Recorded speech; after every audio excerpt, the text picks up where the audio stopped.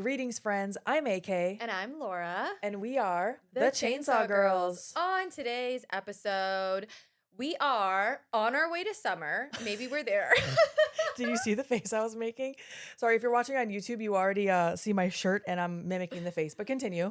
We're in summer, I think, depending on when this drops. Yeah. And we're covering a summer movie today.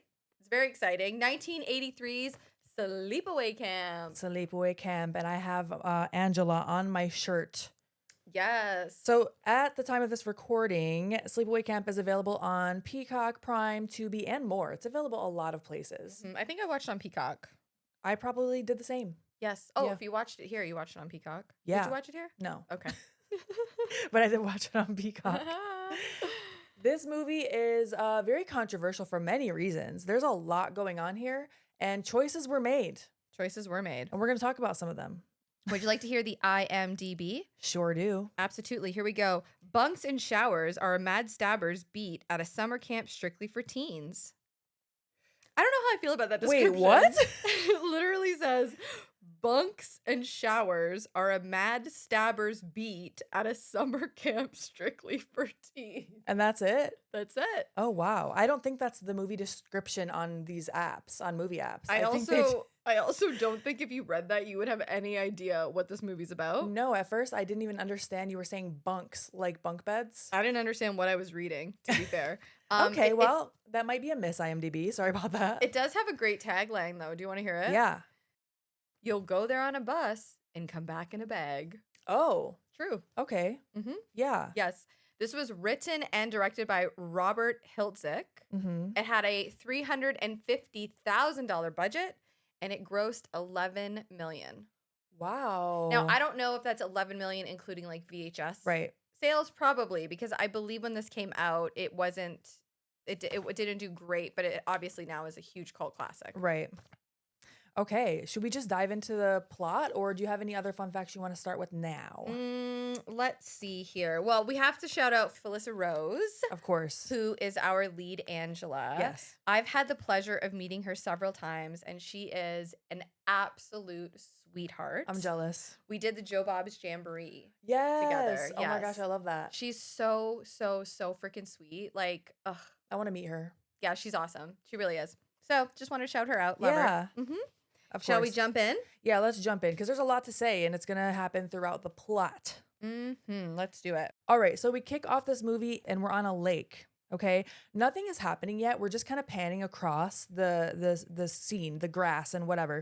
We cut to this lake and we see these teens pulling a girl on a jet ski. She does not want to be on that jet ski, man. She clearly does not want to Yeah. be there. She's like, "Can we stop now?" And I wrote, "Same." Same. Oh, I wouldn't even try it. That would be me. We wouldn't be in the lake, period. But then at the last minute, I would be like, "Okay." I know you would. You so- totally would. And I'd be like, bye. Someone would peer pressure me and I'd be like, "All right, I'll try it once just to say I did it." And then I'd be that girl crying. So the two that are driving this boat, it's this boy and girl.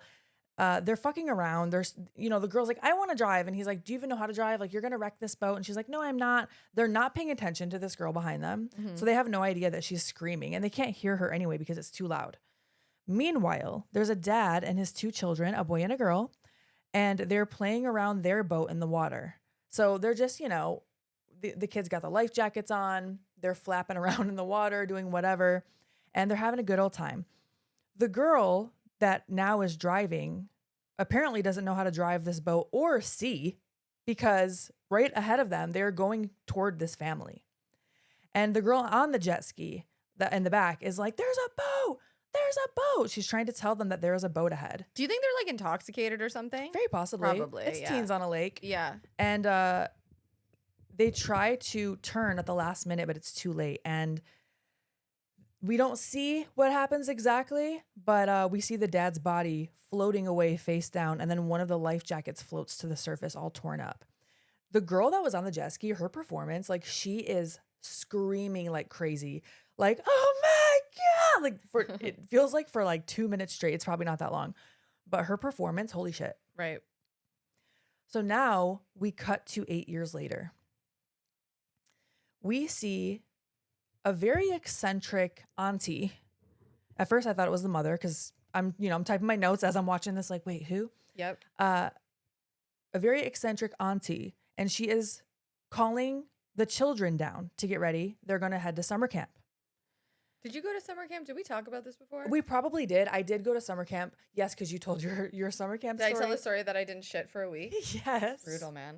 It was Yes. brutal. They told me Candyman was in the fucking bathroom, It's and so- I believed them. It's so messed up. I forget what episode it was, but I'm sure it was like The Burning or something. It was The Burning. Yeah. It was. Do you know that I remember fully shitting my pants, the turd rolling down my pant leg and kicking it away, hoping to God nobody would notice. I was like 6. I can't believe I tell these stories on I this was just podcast. about to say, not the turd rolling. Yes, because I down was your leg. I was so scared to go in the bathroom. They scared me so much. They scared the shit out of me. How lucky that you had a little solid turd. I did. Imagine if you I know. didn't. Imagine it was like a runny one. No, it was like a little turd. It would roll down my leg, and I kicked it to the curb. Literally. Yeah, dude. Yeah. That just gave me life. Okay, feel I am like- ready. I feel like it was an all girls camp, but there was a boy camp across the lake. Typical, yeah. Yeah. Mine was definitely co-ed. It was 5th grade. I'm sure I told the story, and I don't really have any like crazy stories like that. I wish Yeah. I did. I Was wish it sleepover camp?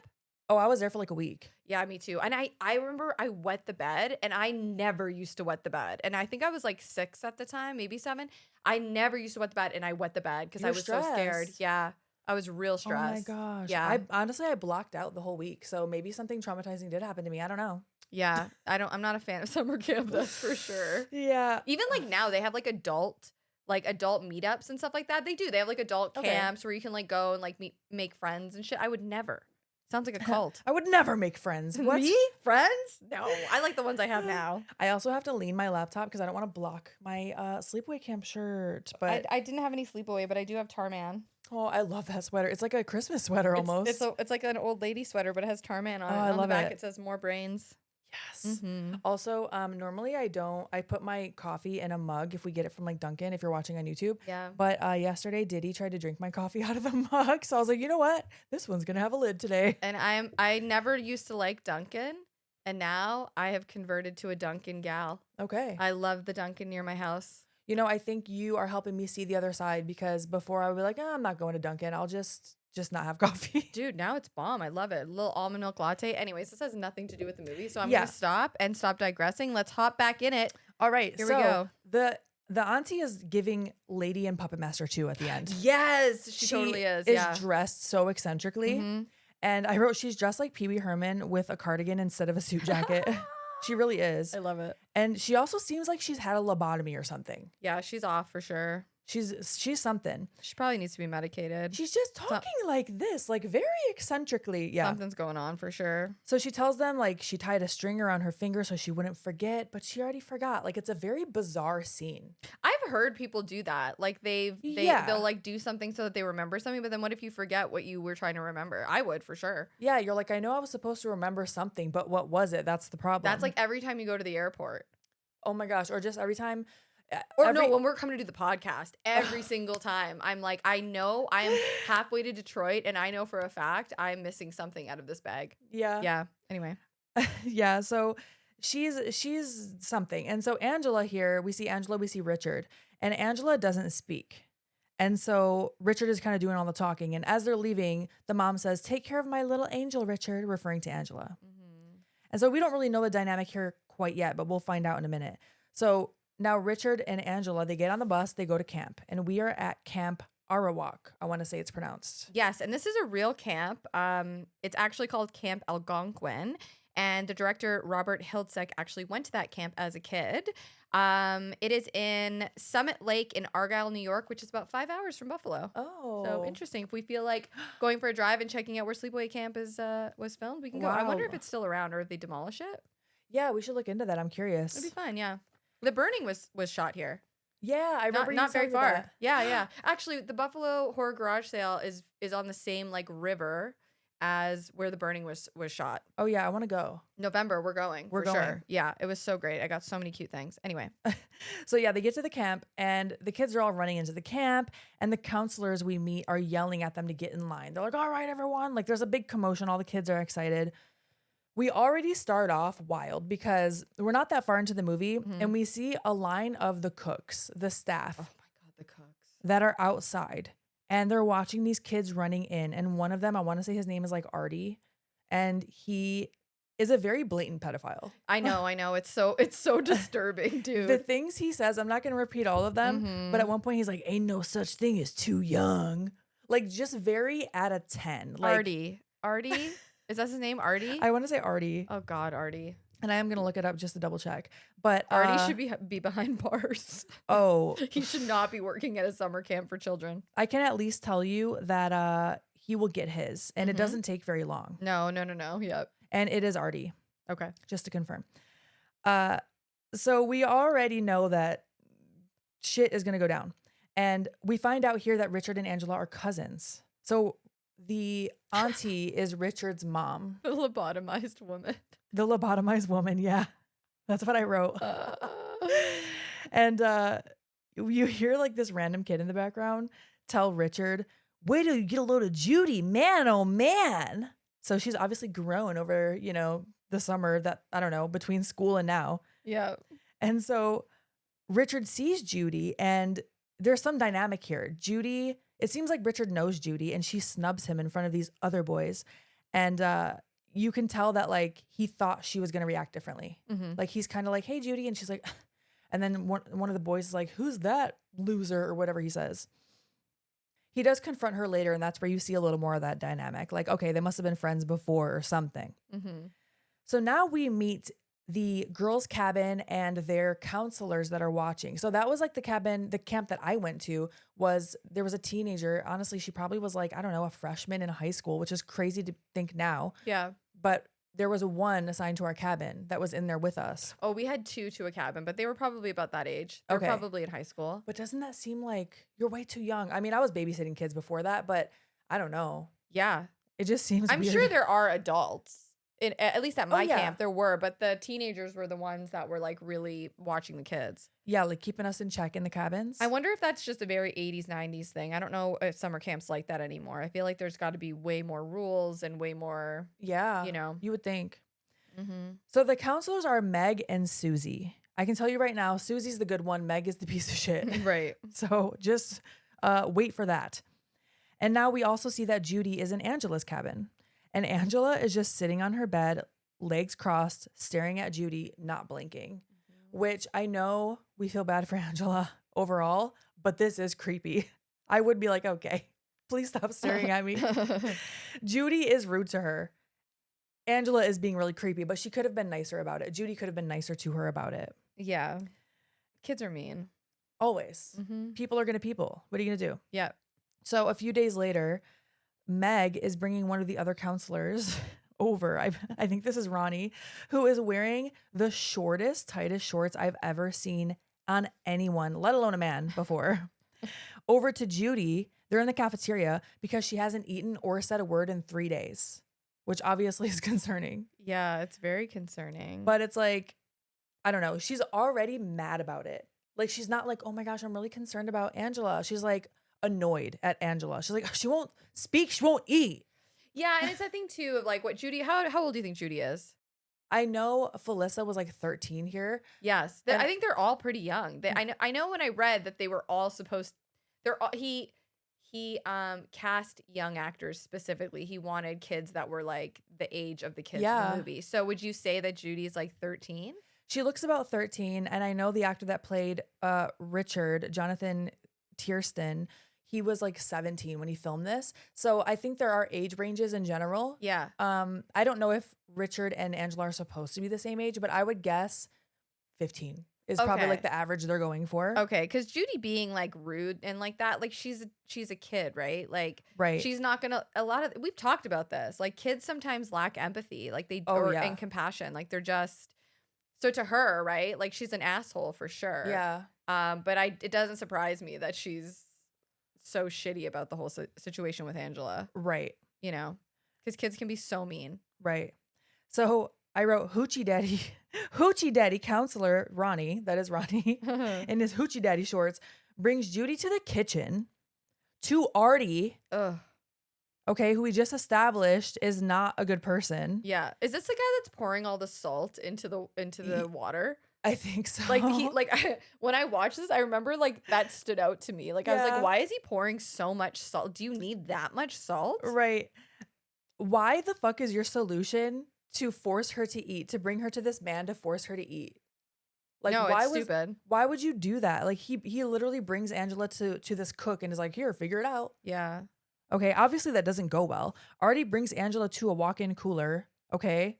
Oh my God. Yeah. Yeah, literally starts. There's not a huge trigger warning here, so don't worry. He doesn't go too far. Yeah. But it's still disgusting. Uh-huh. He literally starts taking off his belt and he's like, I got something you'll like. And Angela's just staring at him like she stares at everyone. Oh my God, it's so disturbing. Ew. What the fuck? Richard, which he was Richard in the beginning, but he's going to start going by Ricky too. So I'll probably alternate.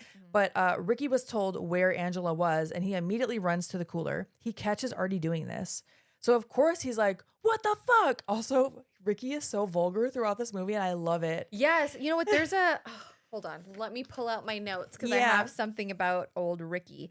So for Ricky's audition, Richard is played by, let me find the name here. Jonathan Tiersten. Jonathan Tiersten. And for his audition, the audition process in general was like a little unorthodox. So for Ricky's audition, the director asked him to describe his town as if he was a newscaster. Okay. Or if he was someone trying to sell the town. Okay. And then he also told him he wanted him to tell him off. Like he wanted Jonathan to tell the director off. Okay. And he just fucking let him have it. And that is how he got the role, because Ricky is very vulgar. He swears a lot, whatever. And that was he was specifically asked to do that. That's so funny. Yeah, Ricky is not the one to fuck with. He goes off on so many people in this movie.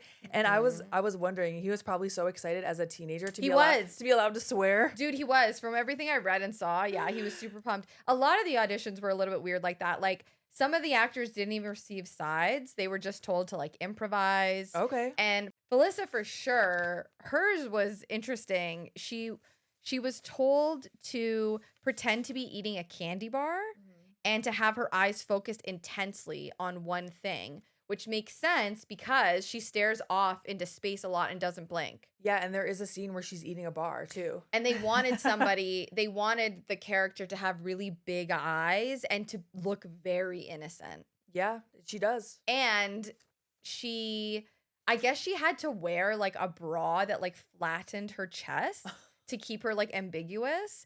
But she said at the time, like she was underdeveloped anyways. Like, okay. She was like 13, so she didn't really need it. Right. But she had to wear it. Wow. Yeah. Okay. Mm-hmm.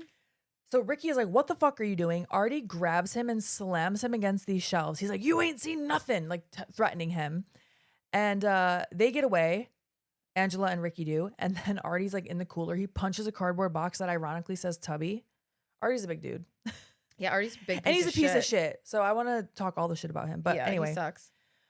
We cut to likely later that night. Arty is alone in the kitchen watching a gigantic pot of water. The biggest pot of water I've ever seen in my entire life. A gigantic pot of water waiting for it to boil. Like, I don't even know if pots like this, they had to have existed, but do people still use those? He has to get on a chair to even see inside of it. It's honestly, it's like cartoon level gigantic. Yes. Why is it so tall? You think that it would be wide, not tall. It's just, it looks like you could go swimming in it. No, for real. Like he could stand in it. Yes. And just his like eyes would poke out. What are those things? Those tubs people like to do cold plunges in. Oh yeah. It's like a cold plunger. Yeah, but like a vertical one. You can just stand. Yeah. Yeah. So we see a POV of someone sneaking through the kitchen now. Mm-hmm. And then we see hands in front of the POV, okay? And the hands push Arty. But he does catch himself on a shelf that's like mounted to the wall. Yes. He's Sorry, like, his death is just so funny. I know. No, it really is. And then he's pleading like, hold on, kid. Let me down. I'll make you a nice ice cream sundae. Like, what the fuck? You know what? Actually, now that you've said sundae, I'm not going to push you into this giant thing of boiling hot water. You've changed my mind. Then, I mean, they did change their mind a little bit because then the hands take the chair. They pull it out from underneath Arty.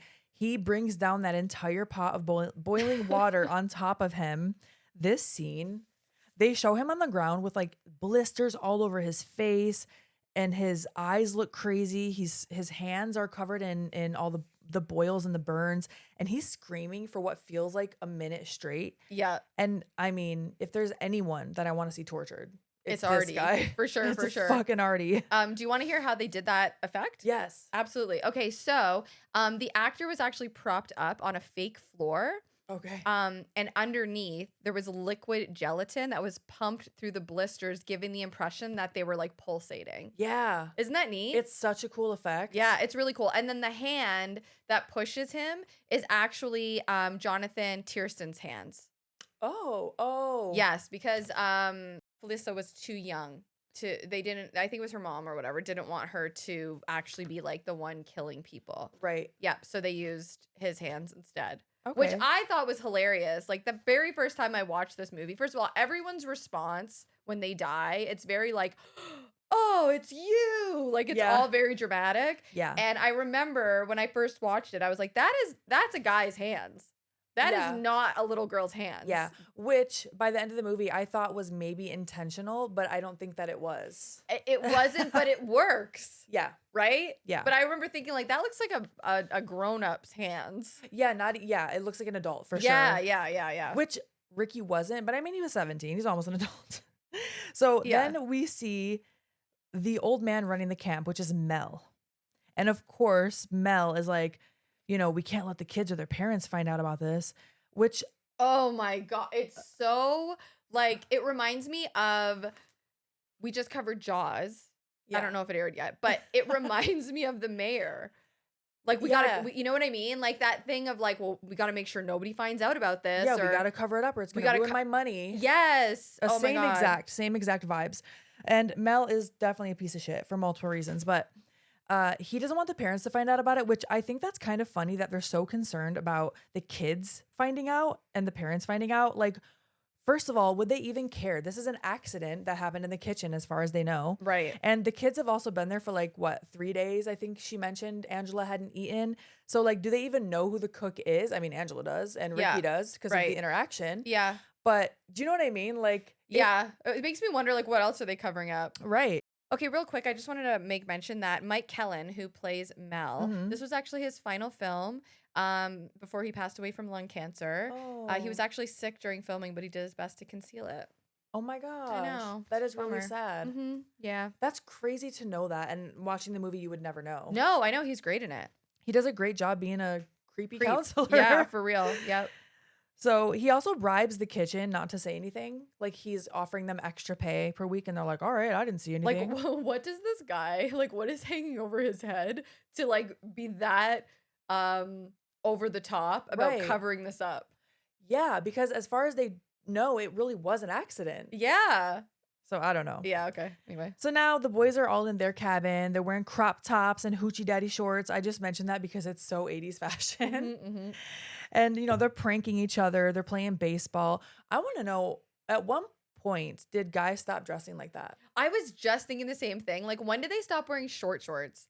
No, for real. Crop tops are making a comeback for some guys. I mean, obviously, I don't hate it. I don't either. Right? And honestly, hoochie daddy shorts, I'm here for it. Listen, me too. Okay. Bring it back, guys. I don't think men's legs get enough credit. I know this is But also we're professional wrestlers. So I feel like for us, we're so used to seeing guys in that's true. Tiny shorts or what we called them weens, but I think they're called trunks. Trunks. Yeah. Trunks, right? So to us, it does. It's normal to us. Yeah. I don't know. I like short shorts. And girls like butts too, okay? Butts, legs. That's all I'm going to say. I like it all. We're going to move on. I like it all. We're going to move on from the thirsty comments. Okay. So rapport building here. We see a lot of pranking with the boys, a lot of games that they're playing. And it's not really important to the plot, but I wrote this down because it's such a funny line that Ricky delivers. Someone tells Ricky, "Eat shit and die, Ricky." And he's like, "Eat shit and live, Bill." What? I mean, if you ate shit and had to live after that, that's true. Right? Imagine eating shit and then you would always have the taste of shit in the back of your throat because you just remember. You know what I mean? I didn't even think about that. It's like today, for today, I went to get Dunkin', and by accident, they gave me a chai latte, and I took a huge gulp of it. And one thing about me is I hate chai I do anything. too. It's just not for me. I don't know why I hate it, but I do. It's just not my thing, and I've tried multiple times to get into it. The taste of chai, it took hours to get the taste of chai out of my mouth. I feel the same about pumpkin spice. I can't get into it. I'm Me sorry. too. And I thought you listen, were gonna be upset. No, like I'm not knocking you. Enjoy it, man. Whatever you're into. No, But I'm just not a pumpkin flavored gal. Yeah. But yeah, so I imagine having to taste shit that would last in your mouth a lot longer than chai. And you gotta live with it. That's right. So Richard's team wins. I guess this is a little important to the plot. Richard's team wins, and they start taunting and making fun of the losing team a little bit. And this losing team is pissed, all right? So now we cut to a dance in a barn or something, and Angela is sitting on the sidelines. And this is where she's sitting there staring off into space, eating this candy bar. And the boys are, and I'm assuming this is the team of boys that lost. Like, they're just little shits throughout this movie. And they're talking to each other. They're like, we need more babes. Who wants to go skinny dipping with 15 guys and only 5 girls? And then another one's like, oh, maybe we can ask Angela. Like, just making fun of her and Gross. being shitty. Yep. So they convince one of the boys to go ask her. And he goes up to Angela and tries to talk to her. Obviously, she's not responding. She's just staring at them. Another one of the boys comes up and is like, want to go for a walk, Angela? We can talk about tonight. And then the other guy, which I'm going to look up his name in a minute because I did not write down their names, but the other guy just straight up starts asking her if she's Looney Tunes. I feel so bad for her, man. Yeah, are you Looney Tunes? And then he goes, yo, Angela, how come you're so fucked up? What? It's so awful because the only person that she has there is Ricky. Yeah. And she's obviously going through shit, Mhm. like some serious shit. She has no friends. And then you have these little dickheads Yeah. tormenting her. It's so shitty. Ugh. And so luckily Ricky does show up. He starts fighting the other boys. Like, it's a huge dog pile. No, I He just know. grabs them. I know. Ricky really does like stand up for her. He does. Yeah. Angela, she doesn't even blink. Like, and also neither do the chaperones. Mel and another chaperone, it probably was Meg, but I don't remember who was standing with him, doesn't even do anything to stop. They just watch. He's Useless. like, They're Yeah. useless. And so one of Ricky's friends stays back because, they all leave and chaperones don't do shit about it. And then one of Ricky's friends, Paul, sits back and he sits with Angela and he talks to her for a little bit. And at first I'm thinking he's going to be a little weirdo too. She doesn't respond. And then Judy sees this interaction from across the room and you can just tell she's being a little bitch for no reason. Do you think she's like into Paul? Is that why? I think she's one of those girls that is jealous, and if anyone is giving anyone else attention, she wants to steal it because it's like a little Worse. she's a fucking pick me. A pick That's me. what she She's is. a pick me. I fucking hate pick me's, man. No, for real. No, they're the actual worst. Yeah. Judy is the actual worst. So yeah, she sees this attention and she's like, why does he like Angela and not me? That's exactly what's going through her mind based on her actions later. Brutal. Also, I do want to say though that the actresses, Karen Fields, she plays Judy, and Catherine Kamhi, who plays Meg, and then Felissa Rose, they actually all became really close during filming, and they're actually good. friends. Yeah. And I know like later they end up tossing Angela into the water, into the lake, and they said that was like actually really hard for them to do because they were actually friends. Aw. I know. I was hoping you were going to say they actually had so much fun doing that scene. But like, doesn't it make you feel a little better that Yes. at least like they were friends? They weren't actually like bullying her on set or anything. No, but someone was getting bullied really bad on set. Oh shit. Yeah. Yes, the actor's Willie Cuskin, and he was one of the bullied campers, and he was genuinely being bullied on set. And one of the actors that plays the camp counselor, Frank Trent Saladino, he plays one of the camp counselors. He had to step in because they were bullying this That's kid. horrible. I know. Yeah. Well, I'm glad someone stepped in. They did, yeah. So Paul is just genuinely talking to Angela, and he's being really kind to her. And as he's leaving and wishes her a good night, she finally speaks and she just says, "Good night." I know. But of course, Paul is stoked and he's so happy she finally spoke to him. Everyone knows she's not speaking. Yeah, well, he's being nice to her. Yeah. So now she's finally feeling comfortable enough to open up. Yeah. And now we cut to the lake at night. Okay, all those kids wanted to go skinny dipping. Some of the kids are smoking a fat doobie, as you love to say. Doobie. devil's lettuce. A fat J or whatever you call Yeah, it. big fat J. And a bunch of the others are skinny dipping. Can I tell you a little behind the scenes about the skinny dipping Oh scene? boy, yes. All right. So the actor that plays Billy, his real name, he's listed as Loris Durain. Has said that the filming the skinny dipping scene was really hard because they shot it at 1 a.m. It was freezing. The set was supposed to be closed, but someone forgot to tell the locals, and people showed up with lawn chairs to watch them film. And at one point, he walked off set, and he had to be convinced to come back. Oh my gosh. Yeah. I don't blame him for being uncomfortable. That's horrible. Yeah, that's horrible. Like, it's supposed to be a closed set because you're skinny dipping. Yeah. And we talked about this in Friday the 13th part 4, final chapter. Yeah. Filming at night in water. Oh my gosh, when brutal. It's freezing cold, you'll get hypothermia. Yeah, that's brutal. So just wanted to let you know about the little skinny dipping scene. I hate that. Well, yes, Leslie and Denny. Denny is the boy that was like, "Why are you so fucked up, Angela?" And it makes sense they're in New York because he definitely had a New York accent when he said that. They go out on a canoe, okay? And he starts teasing her about water snakes and snapping turtles and starts rocking the boat. And then eventually it flips and Leslie goes into the water. I would be so pissed. She's in her regular clothes. Yes. And she's like, "You bastard, I hate you." And so now Denny is under the canoe. He's like talking to himself, whatever. And we see up pops a head. And we can only see it from behind. Are you calling him Lenny? Denny. Is it not Denny? He's listed as Kenny on IMDb. You know what? Leave it. It's Kenny. My bad. Can I tell you something about Kenny? Yeah. I either wrote it wrong or just it was a typo. I don't know. Denny was the girl's name in My Demon Lover. Oh, yeah. So maybe you were thinking about her. Okay. No. No. Okay, so during the scene when the canoe flips over, the actor that played Kenny, his name is John E. Dunn. He actually cut the top of his hand open against a sharp rock, and he had to be rushed to the hospital. Oh, shit. Yeah, there was like a shark.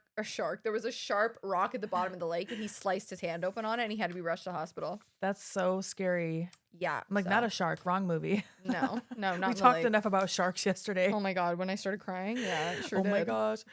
Okay, so he says to, we don't see who he's talking to, but I'm sorry, I'm still laughing at Denny. I wrote Denny twice in here too. So I definitely heard it wrong. You know what?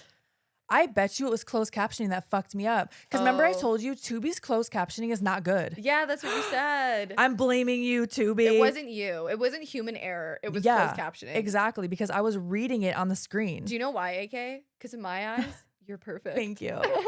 No, there are so many times where I'm watching Tubi and I can tell what they're saying and it'll say indistinct. Okay, that's like when we watched, again, Friday the 13th part 4, when they're talking. Isn't there a line when the mom and the daughter are going for a run and she's like, "You're just horny"?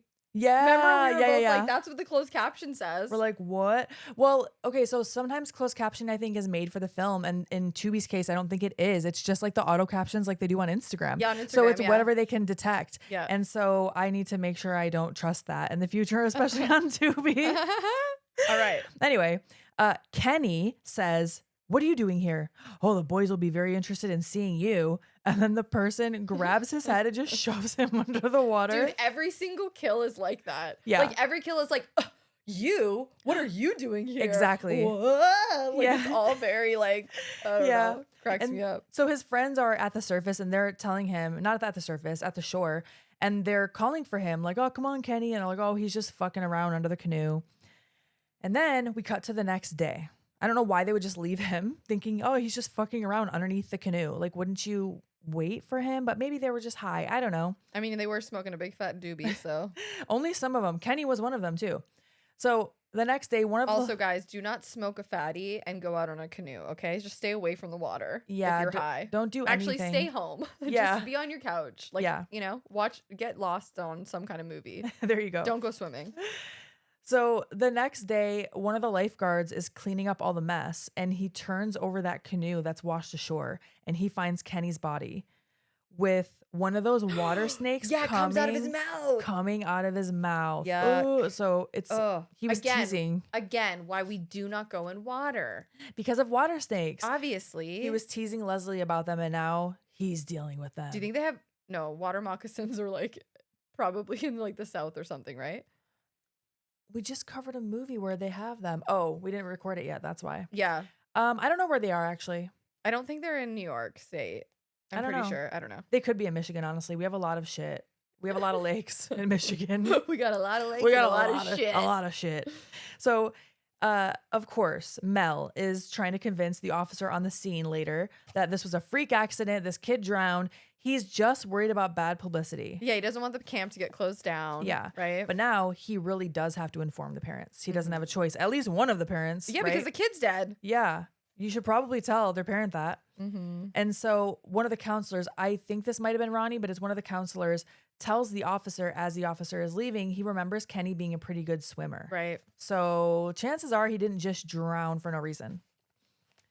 Though good swimmers, that can happen. It's so scary. I've heard stories of people trying to swim across a lake. They get a cramp and then you're done. Dude, look at how Don't do many it. times do I have to say on this podcast that I don't go in water for multiple reasons? That being one of them. Yeah, no. Mm-hmm. I would I can't swim anyway. I don't know how to swim. I was going to say, I definitely would not be trying to swim across anything. I can do but- I can do a great doggy paddle. Sure. So- Yeah. I'm not a good swimmer. I'm not a strong swimmer. I can stay afloat in calm water. I can stay afloat. That's about it. So then we cut to a tennis game where Paul is talking to Angela again on the sidelines, and she's actually speaking to him. Mm-hmm. And Judy is pissed. She's playing tennis, and she says to Meg, why do we have to play? I'm sorry, it might have been volleyball. Why do we have to play volleyball? And Angela gets to talk to boys all day. Oh my God. Just get a hobby, girl. Yeah, and also Just why? enjoy the game. And this is such an 80s thing, but I don't think you should force these kids into these physical activities if they don't want to do them. I think Yeah. you should encourage them to play for Yeah. sure. Like if I wasn't encouraged to play volleyball or softball, I never would have joined the team. Yeah. But I also wasn't forced to do it. yeah. But But at your camp, it's kind of it's like a short-term thing, you know? So it's like, just do it. That's how yeah. I feel. And also, like you don't have to be obsessing over boys. Boys smell. Like, just go play the game. Yeah, like if you want to play volleyball, go Go play play volleyball. And Like, don't worry about what Angela's doing. Don't worry about what other people are doing. Just enjoy being in the moment, Right. Judy, you freaking asshole. But Meg, the counselor, is like, yeah, you're right. And then she goes over to Angela. She's being shitty. She makes Paul leave. And then the other counselor, Susie, the nice one, she is nice. She comes over and stands up for Angela. And she sits down and she's like, what do you want to play? Which I think is the good That's way the to way you approach should it. handle it if you're a counselor. Right. That Like- is exactly how you should handle it. Yeah. Is there an activity you want to do? Okay. If you don't want to play volleyball, do you want to do arts and crafts? Like maybe there's a non-physical thing you want to do. That's what I did. People were doing active stuff and I was, gluing macaroni onto shit. I want to do all of it. I want to play volleyball and then I want to go Yeah. throw and, glitter on and something. then make s'mores. Yeah. Always gotta make the s'mores. Heck yeah. So later that night, Paul and Angela are leaving the rec hall together because during that little sidebar on the sidelines, Paul was like, we should go see the movie together. And they're doing like, they all have a bunch of activities they have to go do. Mm-hmm. And he's like, no, but I mean, let's go watch it together. Okay, it's cute. I think it's cute. So far. So Yeah, far, it's cute. So far, yeah. So we see them leaving that rec hall together, and Judy and Ricky are leaving too. And Ricky's telling Judy, stop being so stuck up. Remember all those good times we had together last summer? And she basically is like, fuck off. So here we have confirmation that, They hooked up or something. They were hooked up. Yeah. They hooked up and or were at least like some kind of friendly with each other before. And now she's just like, get away from me. I don't know you. Mm-hmm. So now Paul tells Angela, come over here. I want to show you something. And it's on the side of a building.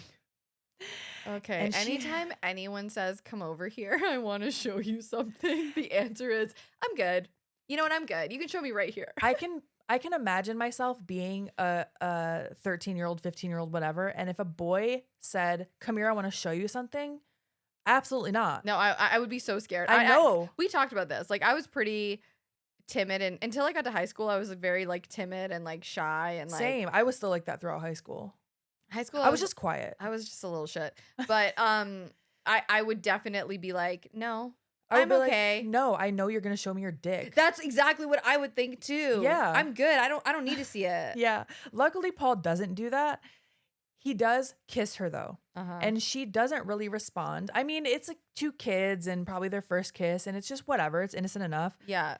Immediately, he's like, I hope you're not mad I did that. Which, okay, then why didn't you ask her? Yeah, ask for first- consent. Okay.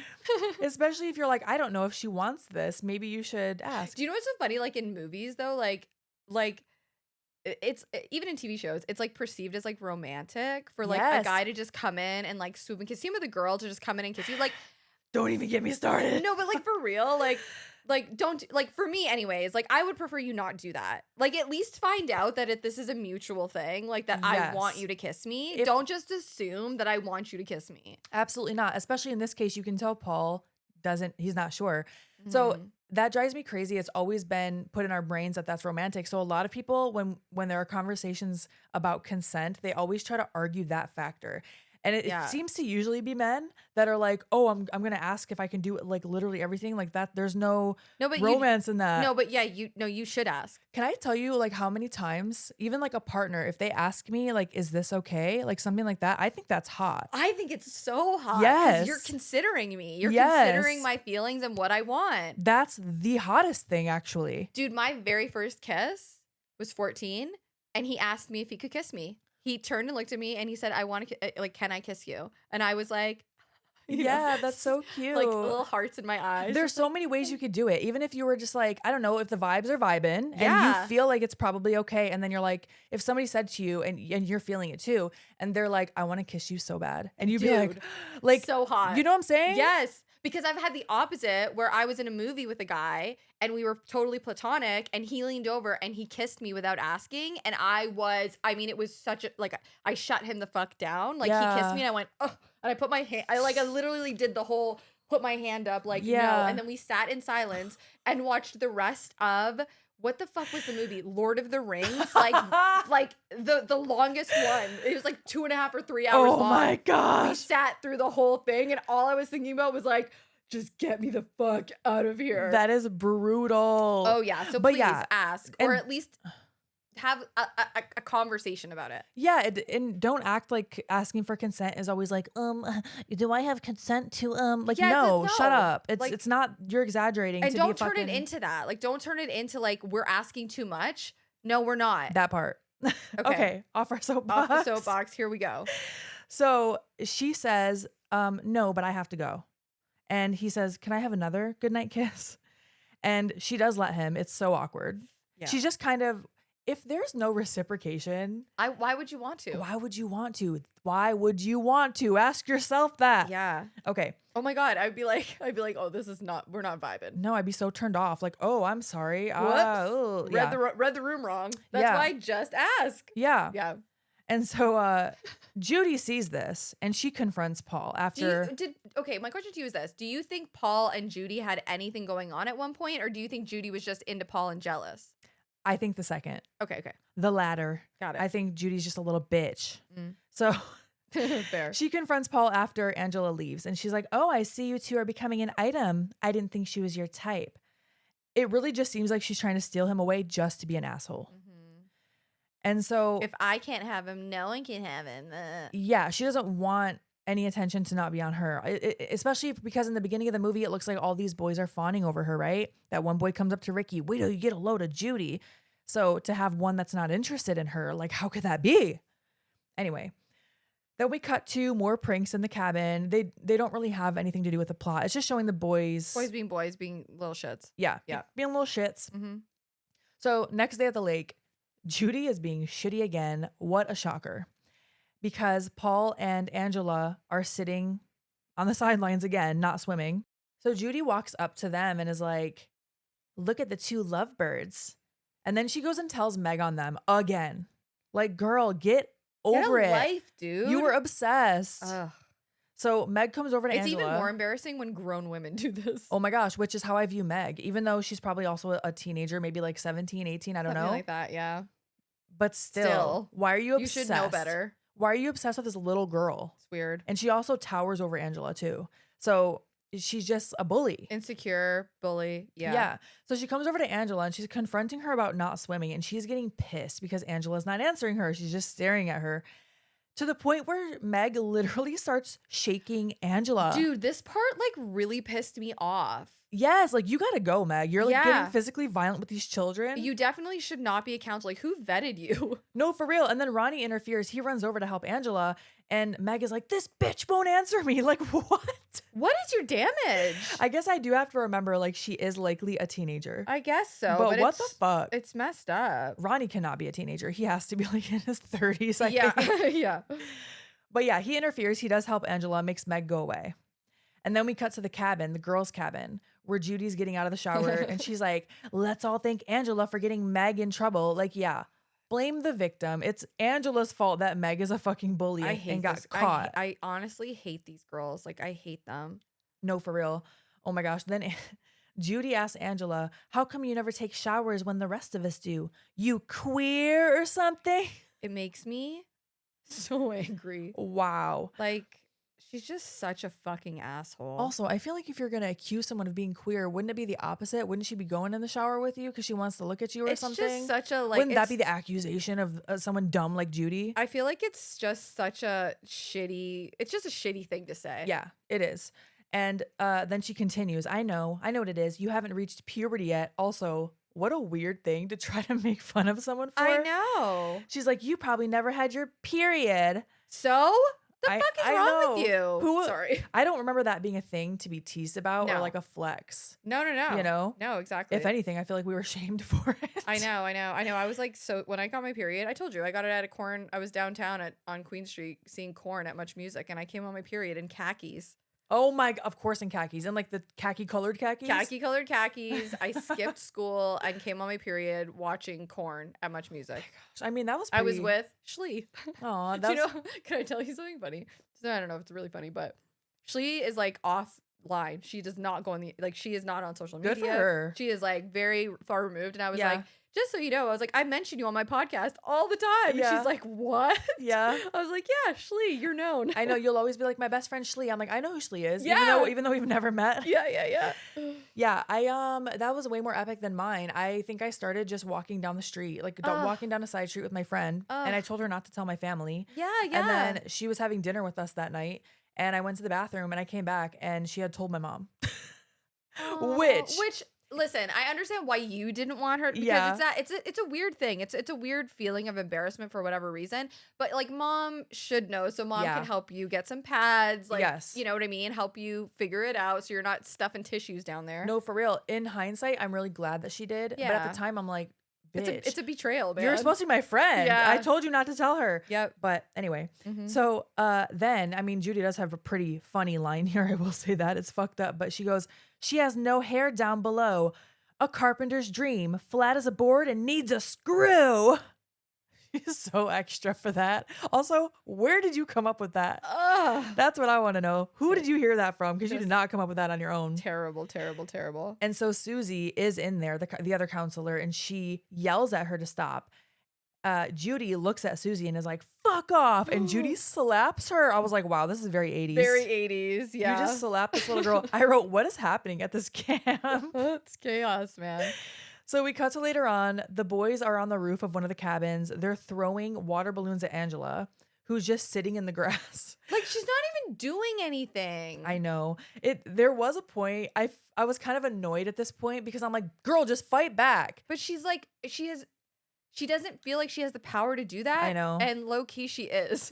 I know. Nobody knows, but she is. Yeah. But at the time, I think it's just very frustrating for me to watch people not fighting back. It's hard for me to Yeah. watch. It's very hard to watch. Yeah. I mean, when I was really young, I didn't fight back. I didn't Yeah. fight back until I really found my voice when I told you, like maybe like grade 8 was when I Yeah. sort of figured it out. But yeah, I was pretty timid and quiet. And Yeah, it's shy and- understandable. I Yeah. think probably because I used to be like that and now I'm not. I'm like, no one needs to be like that. That's how I Like, feel too. I yeah. feel the same way. Yeah. But Yeah. it doesn't always work that easily. No. So Ricky comes out to defend her and he is going off here. He's yelling like, "You fucking cocksuckers, I'll kill you, pussies." Hell yeah, Ricky, man. He is going off. And one of the boys goes to his cabin and tells the others, like, I think they're going to like go wherever they're going to go, like to the lake, whatever. So Mel comes out at one point. He yells at the boys for being on top of the cabin. They get in trouble. They lose whatever privileges for throwing the water balloons. But then Ricky also gets in trouble because of his mouth. Yeah. I'm like, so typical. Like, yes, I get it because he wasn't just like, you assholes. Like, he was going off.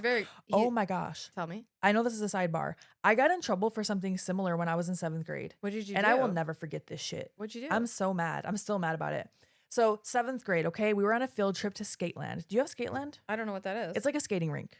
Oh, okay. So, but Skateland is like everywhere in Michigan at like least. Like an indoor, like Yes. like ice or Yes. rollerblading? Rollerblading. Oh, okay. Or okay. roller skating. Roller skating, yeah. Yeah.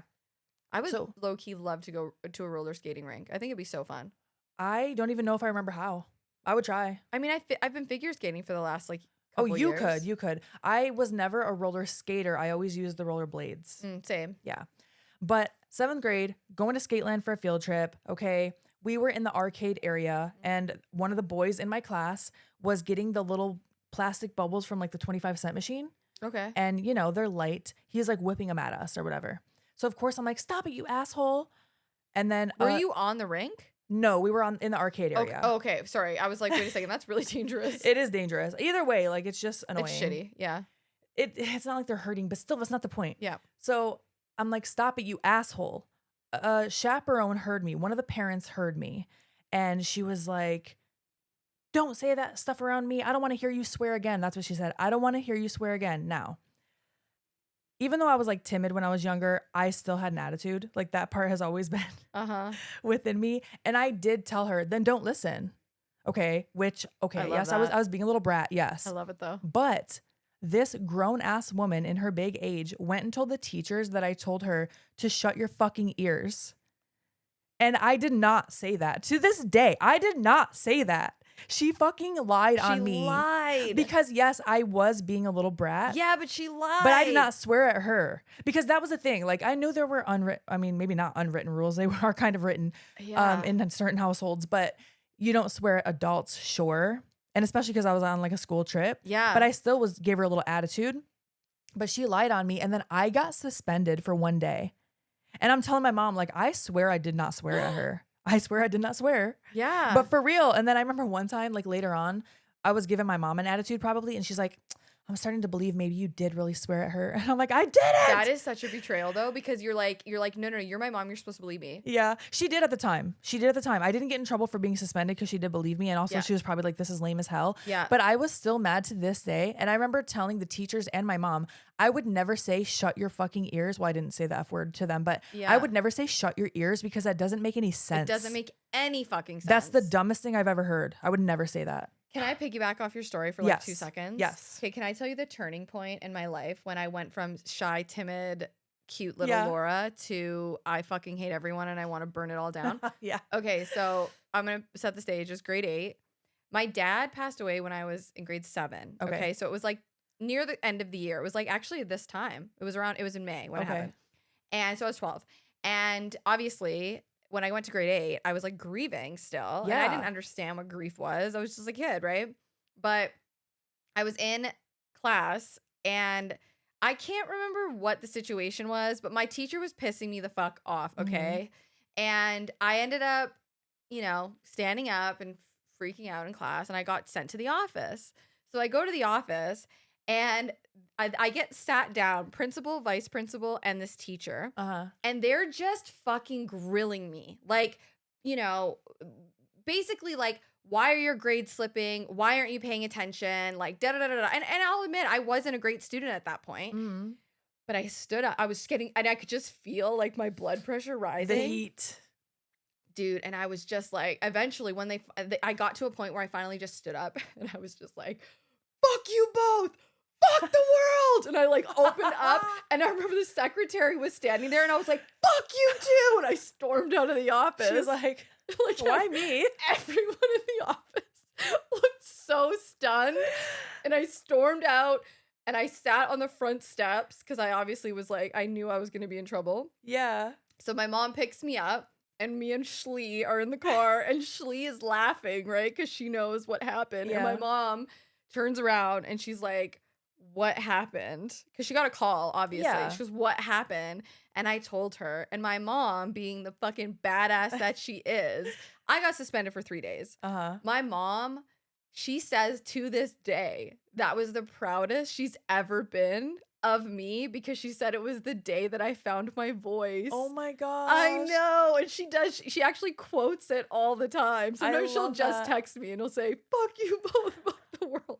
Because they didn't, it was a new principal, it was a new vice principal, and it was a new teacher. So they didn't know that my dad had just died. Yeah. You And know I what feel I like they mean? were not thinking of those things back then anyway. They don't give a shit. They're just like, oh. No, and my teacher, he loved it. Hell Like yeah. when I came back to school, he loved it. He was so pumped. Yeah. And I'm assuming like he could see maybe that like that was me finding you know what I mean? Yeah. But dude, yeah, that was definitely a turning point in my life. I love that. Yeah. So similar, kind of similar, right? Like when you find it's a feeling of injustice. It's a feeling Yeah. of like being misunderstood. And at least for me, I didn't know how to say, guys, my dad just died and I don't know how to live now. Right. I don't know how to do school. I don't know how to fun because I was a really good student Yeah. up until that point. But yeah.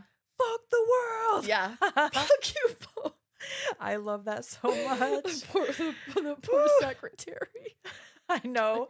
She just got she got caught in the crosshairs. Anyway, sorry, that was a huge, like we digressed large, but No, but I love it because I feel like it relates to camp and school and all that stuff. So and being in your youth, yes. you know. So one of the boys, I mean, don't worry, Angela's gonna find her voice. Oh, she finds more than her fucking voice, At man. some point. She's already been finding her voice. Yeah. People just don't know. Yeah. So we cut to one of the boys' cabins. One boy says to the other, "Hey, I gotta take a wicked dump first, so I'll see you out there." Like, ew. He goes to the bathroom. The other boys leave.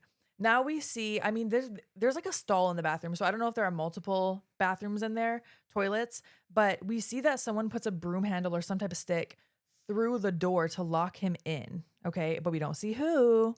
And then from the outside, so they just like went in and went around. Yep. Someone from the outside starts cutting a hole in the screen right above his head. This is fucking insane. It's so extra.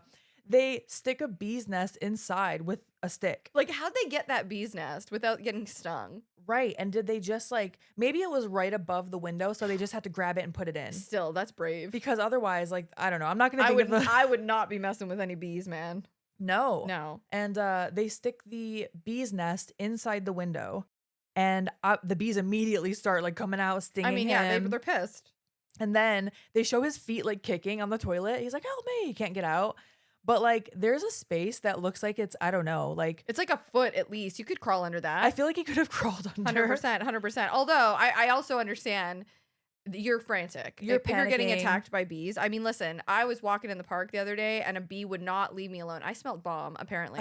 Because that bee was like on me. And honestly, I almost left because I just couldn't get it away from me. Yeah. You kind of like panic a little bit when like a big fat bee is like, Yeah. And I I just love. want to bite you, man. Oh my gosh. I love bees, but I'm like, can you please just go away from me though? I love bees too. I like- told you I got big fat bumblebees in my front yard and I love them. Oh, They're so cute, but I just please know. don't buzz past my head and stay there for a long time. they're I don't big like and that. fluffy and cute. They are fluffy. Mm-hmm. And so he's trying to kick down the door. He can't.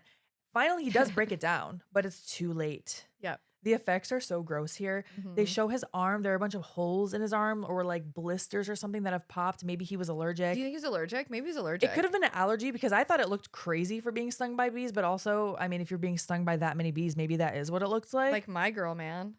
No, it's still too dude. soon to talk about it. Dude. And they show his face and it's covered in bees, which freaks me out. The thought of like your face being covered in any insect freaks me the fuck out. So now we cut back to Mel, the owner of the camp. He is losing it. Okay. He is so worried about his money. I don't think he cares about these kids at all. No. He's like, I'm done. His I'm money, done for. his money and his reputation. Yeah. He thinks that now he puts it together like someone is doing this. Yeah. Yeah. Which, I mean, yeah. Now we cut to a POV of someone coming up behind Angela. So we think for a second, like maybe the killer's coming for Angela. Yeah. Yeah. Yeah. It's the same POV we saw before, the hands. And so Angela's kind of waiting behind a cabin in the dark. She's peeking around a bush, but away from where this POV is coming. So the hands reach out and grab her. It's Paul.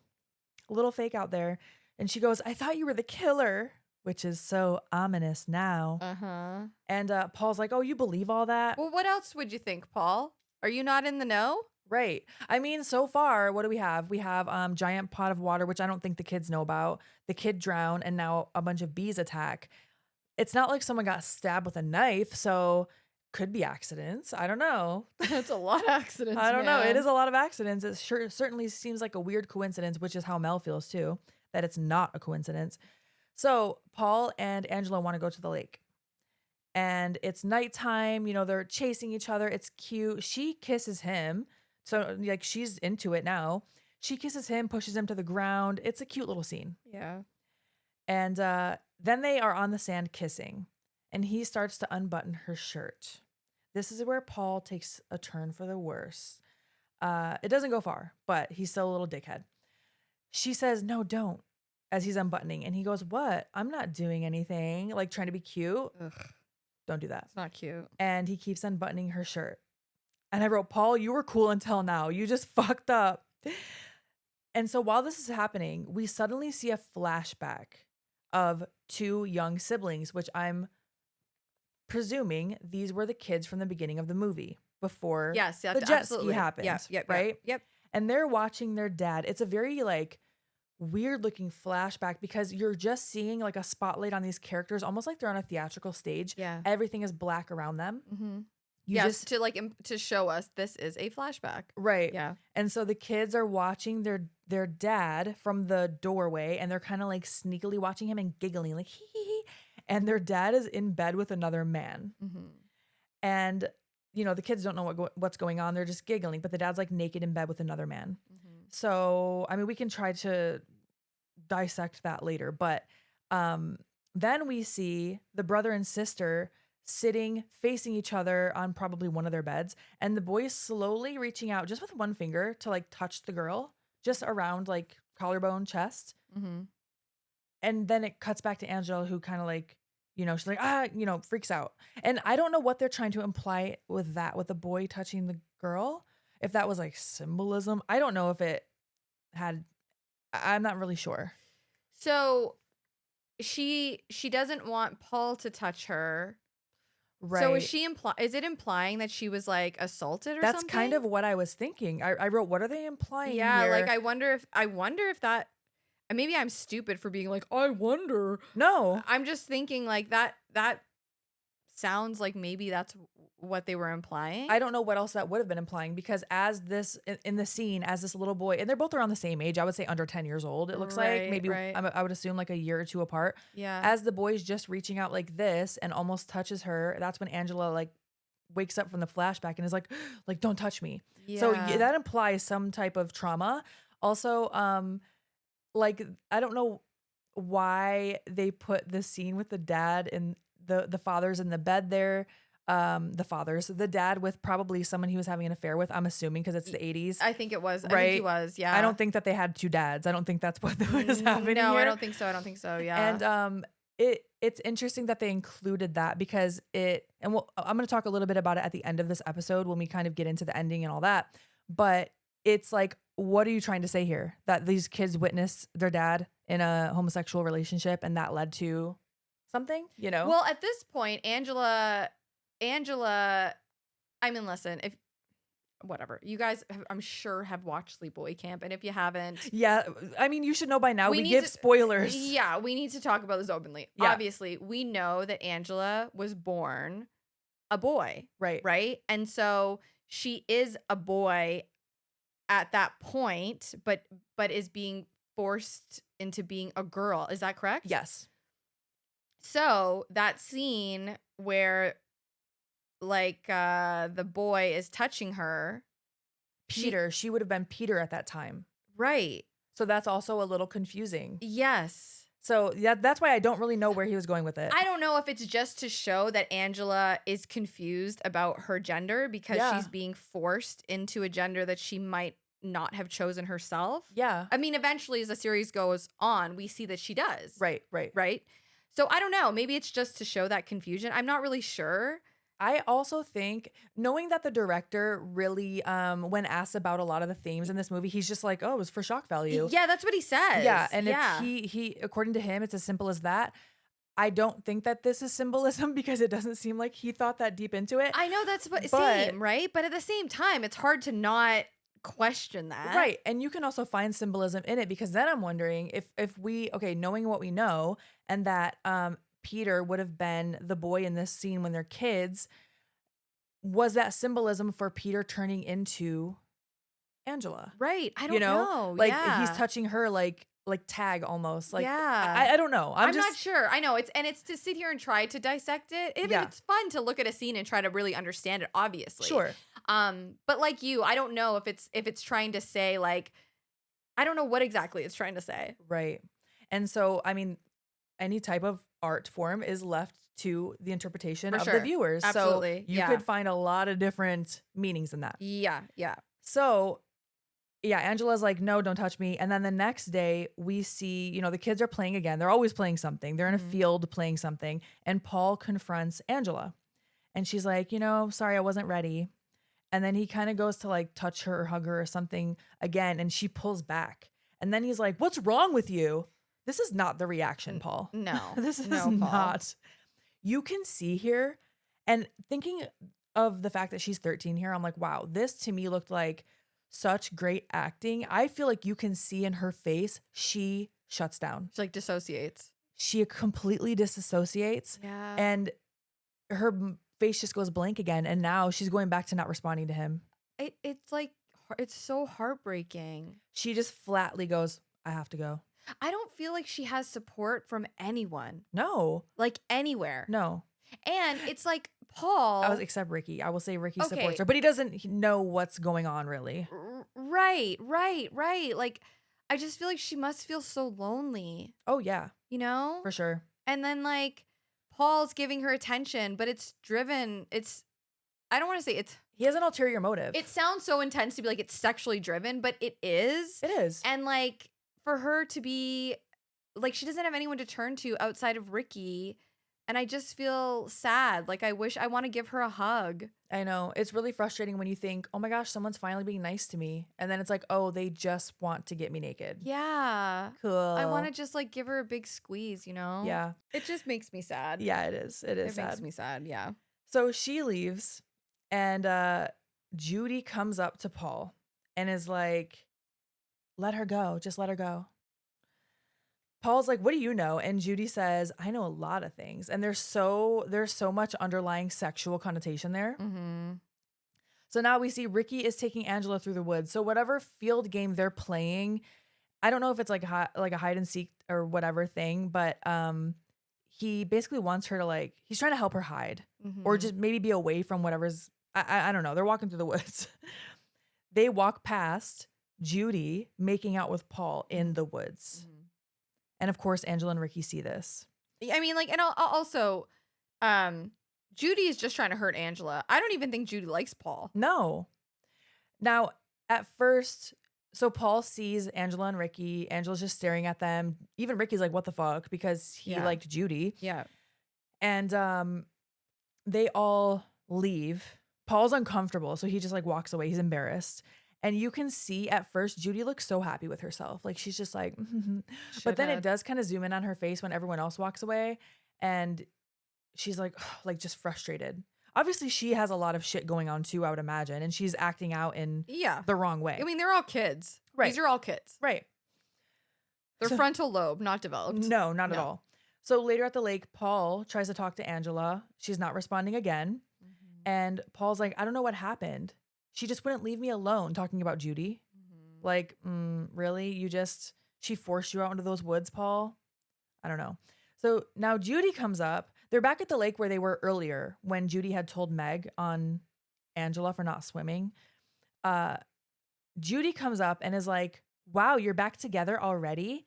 And tells Angela that Paul called her a prude. Like, wow, you're back together even though he called you a prude? Just being a little shit stirrer. She's such an asshole, man. So Paul, once again, gets embarrassed and leaves. Like, he didn't even deny it. He just left. Right. And now Judy is like, how about we go for a little swim, Angela? Oh no, it's so sad. Of course, she gets Meg again because she's a little asshole. Mhm. Meg straight up picks up Angela over her shoulder and carries her to the water. Okay. Meanwhile, Mel is talking to Ricky because now he's doing his own little investigation. And he's like, Detective so, Mel. yeah, Detective Mel. He's like, so where were you, Ricky? You know, they're just kind of having a conversation. And meanwhile, Angela's being thrown into the water in her clothes. And Ricky hears this commotion and he goes to help Angela, but Mel grabs him by the arm and then starts accusing him of murdering all the people that are fucking with Angela. He's like, oh, you're going to go to her rescue, right? Just like you always do. It's wild. Like, also, you see this girl being tossed into the water and you're not doing anything about it. No, well, it's very clear that the only thing Mel cares about is himself. Right. And so Ricky does break free. He goes and helps Angela. Oh my gosh, when they're walking out of the water, from the water back to the shore, all the little kids that are playing by the sand, they start kicking sand at them when they're wet. I would be so pissed. I would want to push all them in the water. I wouldn't do it just for, the record, but I would want to. Little assholes. Oh my gosh, such little assholes. So, also, I think Ronnie says to Meg, you're a real peckerhead, Meg. And I wrote, no, Meg is a cunt. With a capital C. No, for real. And how does she still work there after she gripped Angela up like that? Well, Mel is running the camp. That's true. You're And right. he hired Arty. So yeah, you're right. I don't think they have a very strong vetting process. No, I don't think they're doing background checks. No. So we cut to later that night. Again, there's a lot of cutting to later that nights in this movie where the counselors, Meg and Jerry, are getting the night off. It kind of sounded like a raffle almost. Like tonight it's going to be Jerry and Meg is pumped, okay? She goes to Mel and is like, guess who has the night off? And then she's like, do you remember that dinner you promised me up at your place? Ew. Okay, that is, yeah, ew. And he's like, oh, yeah, 9:30. Okay, Meg has to be like, I don't know, 17, 18. Right. If even. Yeah. And Mel is like, I don't know, in his 70s or something. It's fucking disturbing. Is Mel like loaded or something? I mean, he owns his own camp, maybe, but he's not going to be after all these tragedies. That's what he's worried about. It's so, their relationships are so weird. Like, Yeah, has he been grooming her or something? I would say so. Yeah, it's like fucked up, man. I mean, she took the initiative here, but whatever. Like, I don't know. It's a weird situation. Yeah, but he probably like manipulated her big time. Yeah, for some reason, I don't see her being like, you know who I want? That guy. That's what I'm saying. But maybe. But you know what? The other things we know about Mel, I'm going to say probably not. Probably not, man. So now Meg goes to shower and she's going to shower in the cabin. And she mentions to Judy she has a secret date. She doesn't tell Judy who it is. And the line for the shower in the cabin is way too long. So Meg has to go find this other shower somewhere else that's more secluded. Ironically enough. So while she's showering, she's having a great... This is a great kill. I love this It really kill. is. She's having a great time.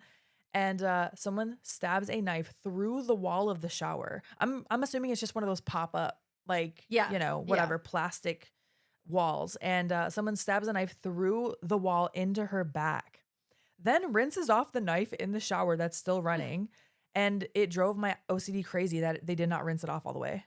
Oh, because I know what you mean. There's still blood on it. I'm like, still blood on it. You didn't even, why even do it? Get it if you're not- clean. Exactly. If you're going to do it, do it right. Do it right. Exactly. And so then turns off the shower. Okay. So we will see Meg later on. We don't see her yet. We just see that she was stabbed. And so then later that night, some younger kids are camping in the woods, we see, with their counselor, Eddie. Okay, this is going to set up something later. Now we see there's another little dance going on, and Paul runs into Angela.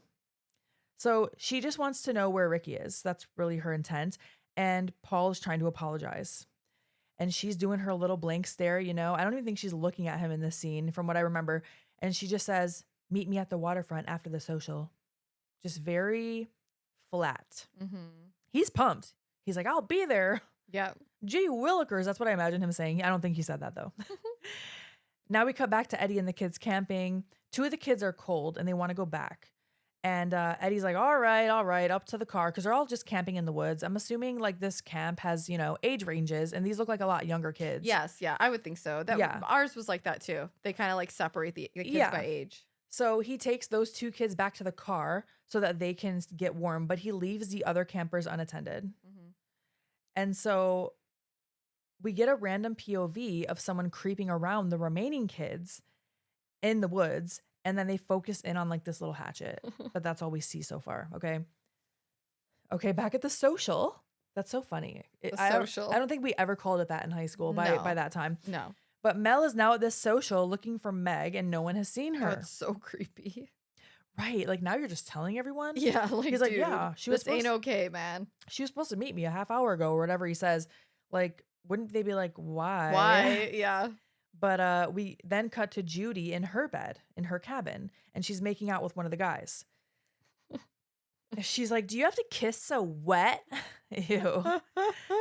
Which, like, do you want a dry kiss? But also, if he's being sloppy. If he's slobbering all over her. Yeah, you don't want that either. No. Oh, either way. God. I don't want to think about it. I don't want to think about it. That has happened to me. Me too, dude. Literally, like, mouth over my mouth. You're like, and dude, you're like, oh, get me out of here.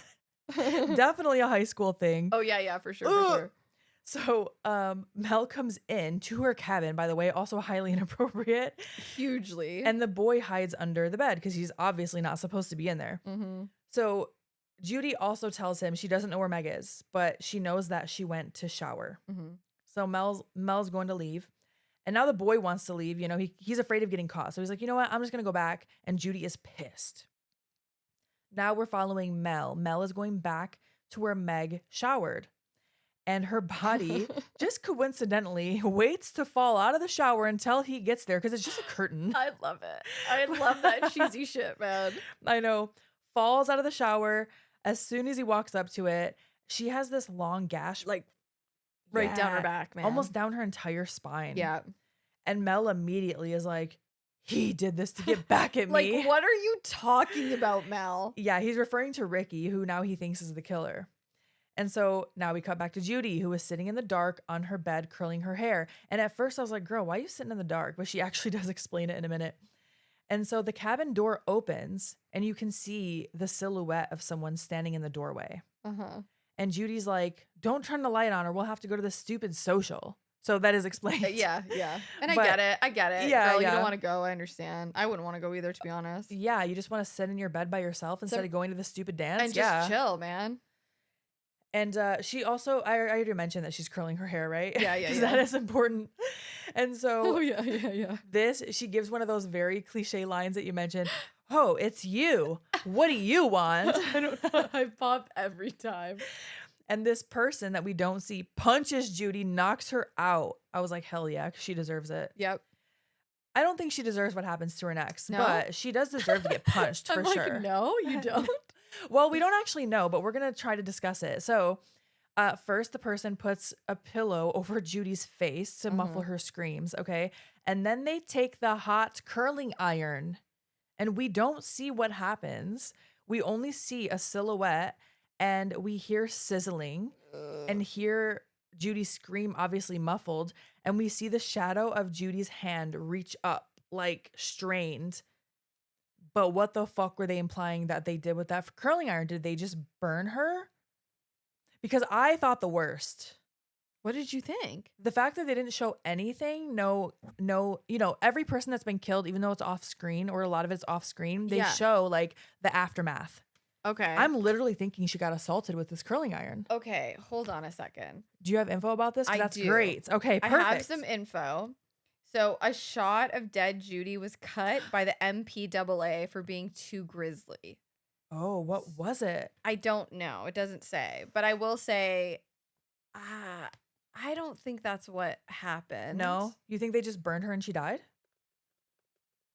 You can hear me typing probably. I don't know. Yeah. No, I'm thinking. Because if you think about it, like if she just got burned, it might not be. But if her death was pulled because it was too grisly or too gnarly or whatever, Yeah. like that could also explain. I don't know. I've seen the movie a million times and I never thought that. So maybe you're right. I don't know. When I search for it, when I look it up, a lot of people think that's what happened. Really? Yeah. Like on all the fan sites for Whoa. Sleepaway Camp, like they all, and who knows, like if the director didn't say that's what was happening, we don't actually know. Maybe there was confirmation. I didn't find any actual confirmation of it, but that was what I automatically thought, especially because they didn't show. So then I'm like, what did they Holy film? shit. Yeah. I didn't consider that. Yeah. Whoa, dude. That's fucking crazy. So now it makes me want to even like dig deeper and try to find like actual confirmation from If someone. you know, comment and tell us. Yeah, let or us email know. us. Let us know. I know that's a big theory for sure, but I'm talking like if you have some type of confirmation link, send it our way. Whoa. And thank you.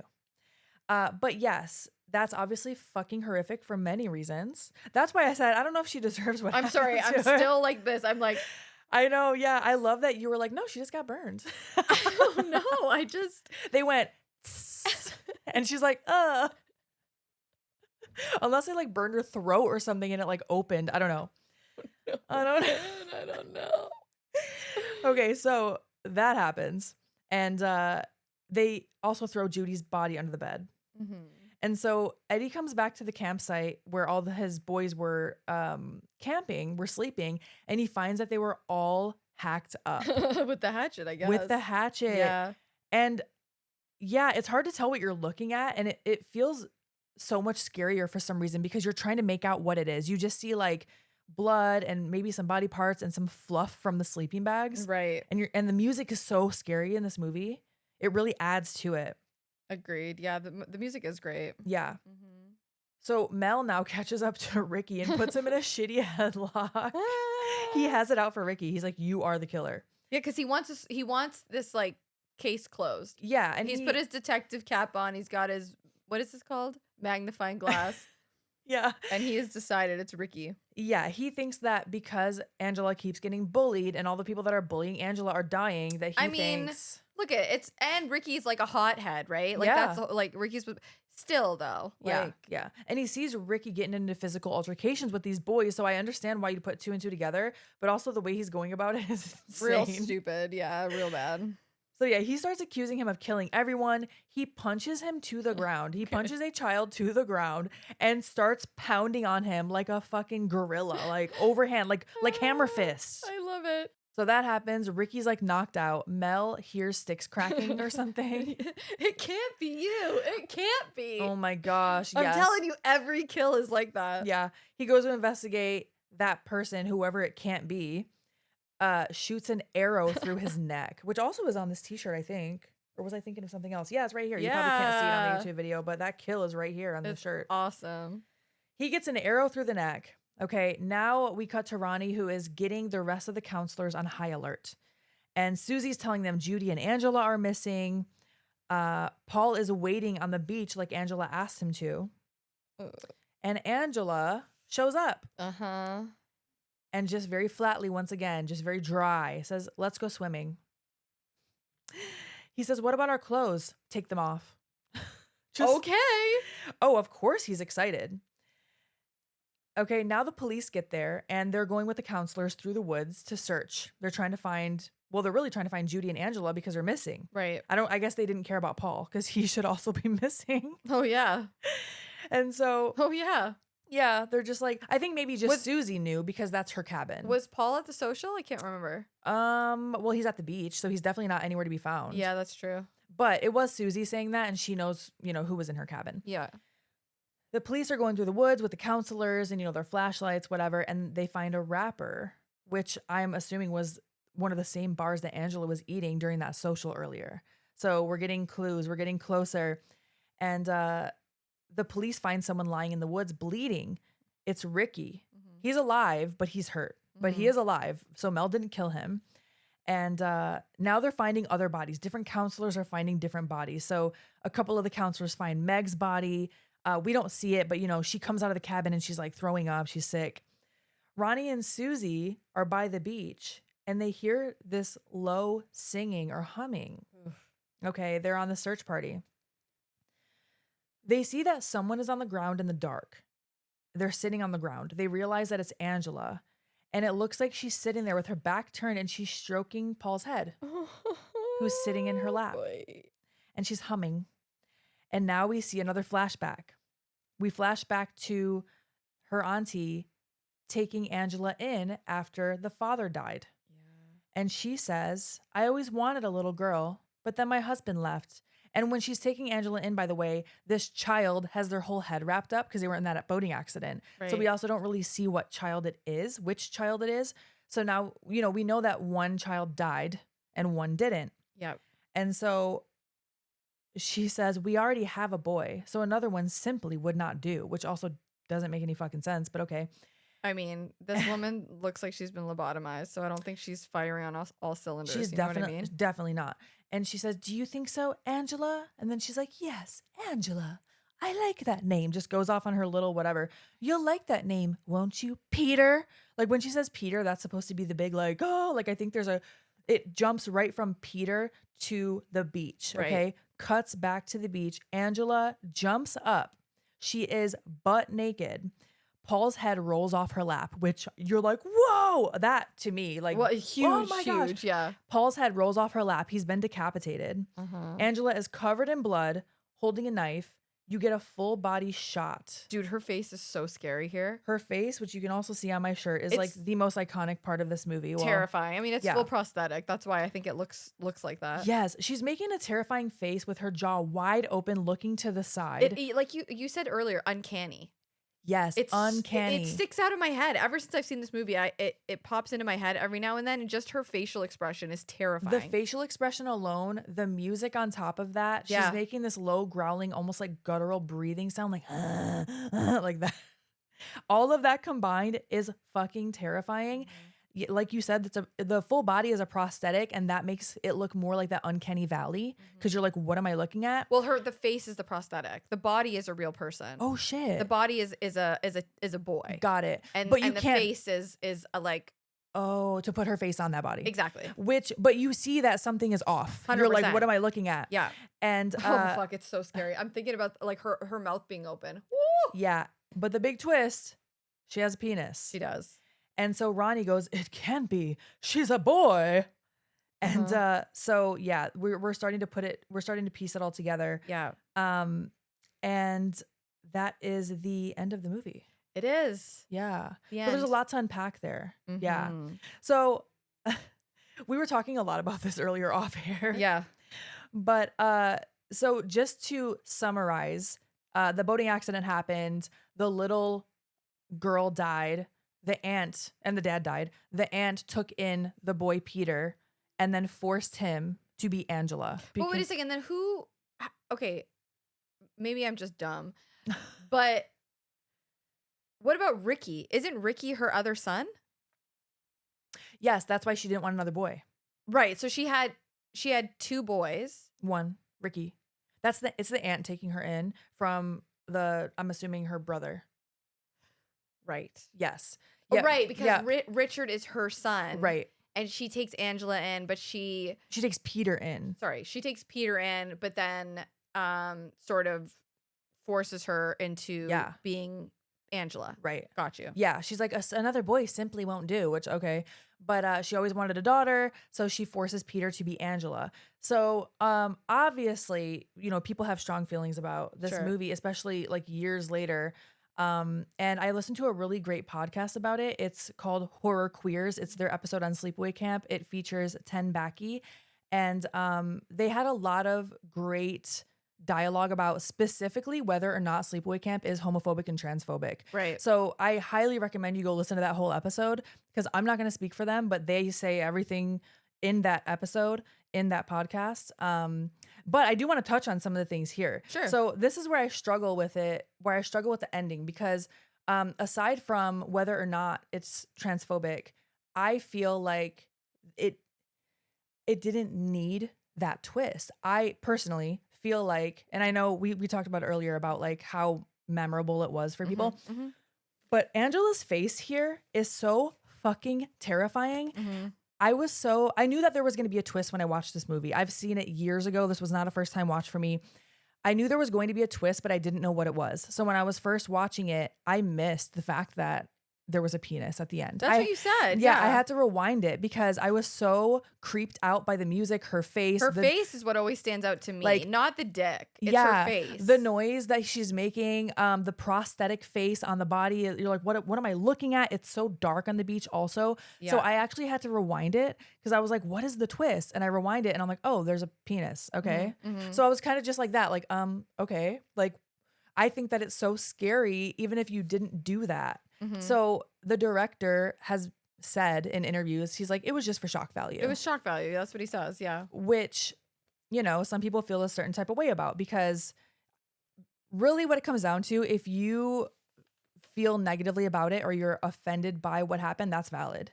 And if you see it as a campy movie that you're like, oh, it's just, you know, of the time type of thing, I think that's also valid. It's an art form that's going to be subjective for everyone, you know?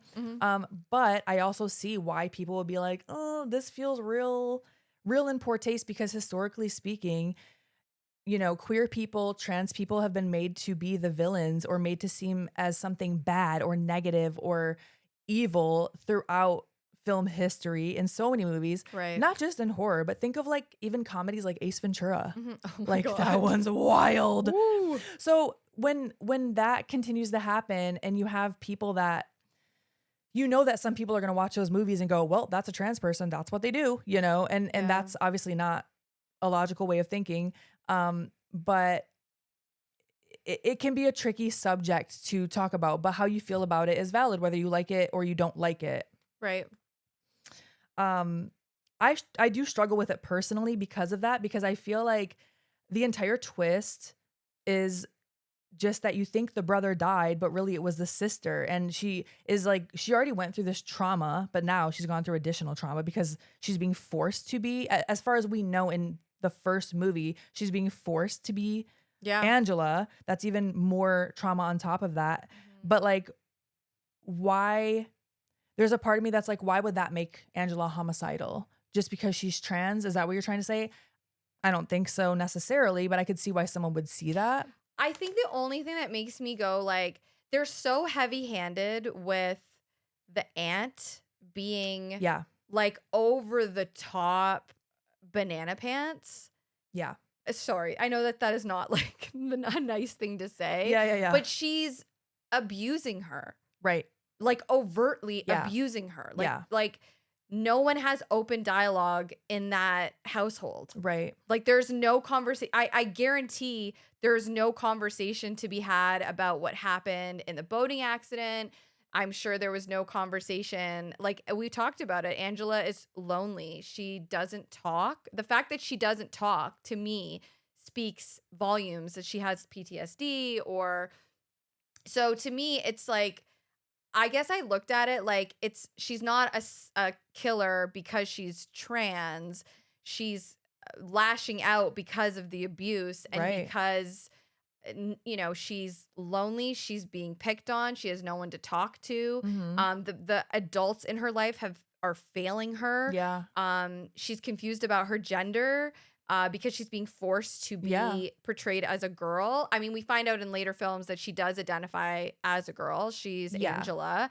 But in this first movie, so I guess that's where I'm like, I can also see how people would be like, no, like she's not homicidal because she's trans. She's homicidal because of the situation that she's in and the way that she's been abused. Yeah. So I can see it from both perspectives, I guess, is what I'm trying to say. Yeah, absolutely. I think that all makes perfect sense. And there are a lot of people who now, especially in later years, are kind of like, we can see it from the other side. We can see where this story, especially knowing that she does end up transitioning in the later movies and does claim like, I am Angela. Yeah. This is a story of a badass trans girl who is fighting back, you know? Yeah. So there are many ways that you can interpret this. And I also totally understand why people will be like, what the fuck is that? Right. What are you doing here? No, yeah. No, for sure. So there are 4 completed sequels, 5 total if you count part 4, which is their unfinished one. It was partially filmed in October of 92, but it was never completed due to lack of funding. Oh, interesting. So there are... So we've got Sleepaway Camp 2, Unhappy Campers, Sleepaway Camp 3, Teenage Wasteland, Return to Sleepaway Camp, and then Sleepaway Camp 5, The Survivor. Got you. Okay. Yeah, I tried to watch part 4. There were some clips I think they tried to throw together from what they did film, Uh-huh. and it is available somewhere, but it's not a Okay. complete movie. Felisa does say, I mean, she talks super positively about Sleepaway Camp. Every interview I've seen of hers, every like everything I've read, she says it was the greatest thing that's ever happened to her. She seems genuinely so happy to talk about it, to talk about the film. And yeah, I mean, I think it changed her life, Yeah, definitely. you I know? really want to meet her. Oh, she's amazing. She's like the sweetest person. It was such a joy to meet her, truly. Yeah. Yeah, she's awesome. I really, really like her. I like Sleepaway Camp. I think it's fun. I think it's super campy and super over the top. And that final scene with her, her face is so scary, but it does open a lot of conversations. And I Yeah. don't know if it would be as memorable without that scene. Yeah. It's because at the time, right? Yeah. Like at the time, that was Mhm. shocking. Absolutely. Now, would it be as shocking? No. I mean, it would be shocking, but it would have a different reception, I Completely. think. Yeah. So Yeah. I always like whenever I watch these movies, I try to watch them through the lens of the time that they were made. Right. But it's also important to point out things that are problematic or Yeah. could be construed as problematic, Yeah, right? Even yeah. if that wasn't the intention. Yes, and it's so funny you mentioned intention because I literally just highlighted one of my comments about I think one of the frustrating things for me too Mhm. is that I sometimes the lack of intent can be malicious in itself. I Even see. if you're not trying to I also like when things are for a purpose in a movie. So if Sure. if somebody just says, I don't know, it was just crazy. It was just wacky. I'm like, that's it. Like personally, I like when things tie in and I did this because of that and I wanted this to represent that. I like that kind of stuff. I do. I totally see what you're saying, and I do too. But I also think the horror genre, there are so many examples of they just did it for shock value or yeah. they just did it. You know what I mean? Like Yeah. in horror, I think personally, you can get away with more of that because some of it is simply just to get a reaction. And I Yeah. mean, think about jump scares, I know. right? Yeah. Like I personally hate when movies are just filled with them. I was gonna say, how many times do we hate when they're just thrown in there It for seems nothing? cheap. It seems Yeah. cheap to me. But I do think within the horror realm, hmm doing things just because, I Some- think you see it a lot more often. Oh yeah, sometimes it is just because you want a scare or just because you want whatever reaction. You want people to talk about it, and Yeah. people do talk about it Yeah. for better or for worse. hmm You know? Yeah. I do like this movie overall. I don't remember seeing it until I was an adult. Do you remember when you first saw it?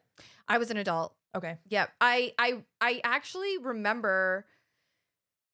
I want to say the cover of part 2 or part 3. She has like a backpack with there's Freddy's glove and Jason's mask. And I don't know if it's part 2 or part 3, but I remember renting it and not seeing Jason or Freddy in the movie and being mad about it. Oh yeah. If that makes, do you remember that? I do remember that. I Yeah, remember the claw. at the video store. It's an iconic VHS cover that it sticks out in my mind, and I remember being very disappointed that they weren't in the movie because I was confused. I was like, why is the glove and the mask on the cover? Yeah. But I mean, it's a strategy for sure because people, of course, at that time are going to be like, whoa, Jason and Freddy are in this. I am kind of. I mean, I guess I'm not surprised that they did that, but it does kind of feel like, wait a minute, did you just bait us? They into did. getting this? Like For that- sure. That is kind of shitty. No, I know, but I remember being a kid and being like, what the fuck is this? Yeah. Yeah. All right. Anyways, that was Sleepaway Camp. Let us know what you thought of the movie. We are on social media at Chainsaw Girls Pod on TikTok, on Instagram, sometimes on Facebook. We also have a Patreon. We do have a Patreon and we have top tier patrons that we are going to shout out right now. I actually have the list, or do you want to do it? Go for it. All right, I'm going to do it this time, y'all. We have Adam V, Adrian G, Alexis T. I put it in alphabetical order. Chris S, David T, Franchise Driller, Heather D, I Would Like To, James C, Jonathan W, Josh N, Millie C, Rob V. Thank you so much for all of your support. We appreciate you so much. Thank you for your comments on YouTube. We want to know what you thought about the ending of this movie and if it could have been just as good without what they added at the end. Let us know in the comments. Thank you for your all support. We love you. Okay, bye.